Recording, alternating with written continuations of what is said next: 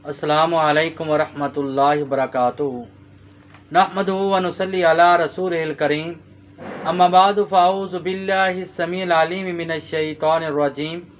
बिस्मिल्लाहिर रहमानिर रहीम। चार कलिमात ऐसे हैं, अगर इंसान उनको पढ़ता है और इंसान बेशुमार मुश्किलात, मुसीबतें, बीमारियाँ, तकालीफ, गम और गुनाहों से बच जाता है। अल्लाह रब्बुल इज़्ज़त के ज़िक्र में बहुत ज़्यादा बरकत है। ज़िक्र को एक किला करार दिया गया है, महफूज किला। जब इंसान अल्लाह रब्बुल इज़्ज़त का ज़िक्र करता है तो समझ ले कि वो महफूज किला में चला गया। अब किले में वो महफूज हो गया। किन चीज़ों से महफूज हो गया? गम से, परेशानियों से, तकालीफ से, बीमारियों से और गुनाहों से और बेशुमार मुसीबतों से इंसान बच जाता है। वो चार कलिमात कौन सी हैं जो इतने मुश्किल नहीं हैं? हर अनपढ़ उसको भी पढ़ सकता है, पढ़ा लिखा भी पढ़ सकता है, चलते फिरते ही पढ़ सकता है, दुकान पे बैठने वाला पढ़ सकता है। लेकिन इनको अगर अदा करेगा तो इंसान बेशुमार तकालीफ, मुसीबतों और इन तमाम चीज़ों से बच जाएगा। वो चार कलिमात कौन से हैं और चार ज़िक्र के तरीके कौन से हैं? पहला तरीका ये है कि नबी करीम सल्लल्लाहु अलैहि वसल्लम पर कसरत से दरूद भेजना। जो अल्लाह के रसूलुल्लाह सल्लल्लाहु अलैहि वसल्लम पर दरूद भेजता है और बेशुमार तकलीफ़ों और मुसीबतों से महफूज रहता है। और दूसरे नंबर पे कसरत इस्तिग़फ़ार, अल्लाह रब्बुल इज़्ज़त से कसरत के साथ इस्तिग़फ़ार करना, गुनाहों की बख्शिश मांगना, गुनाहों की माफ़ी मांगना।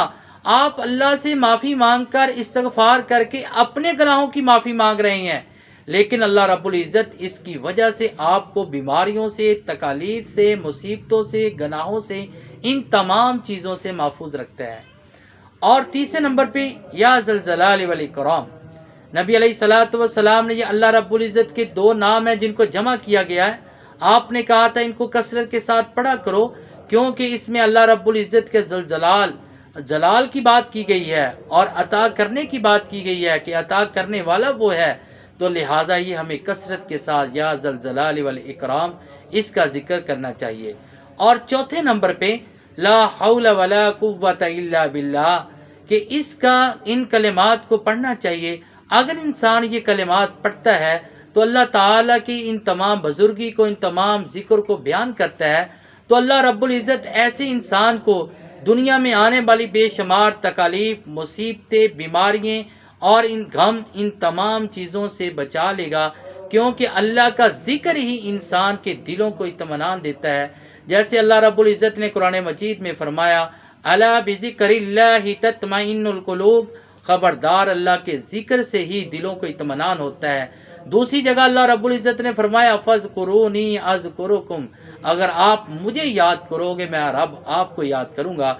ये ज़िक्र के चार तरीके हैं जो आसान से कलिमात हैं। अगर आप इनके साथ करेंगे तो आप बेशुमार बीमारियों से, तकलीफ़ों से, मुसीबतों से, गमों से और महफूज रहेंगे। अगर होंगी तो वो सारी ख़त्म हो जाएंगी। अल्लाह से दुआ है कि अल्लाह ताला हमें अपना ज़िक्र करने की तौफ़ीक़ अता फ़रमाए। वमा अलैना इल्लल बलागुल मुबीन।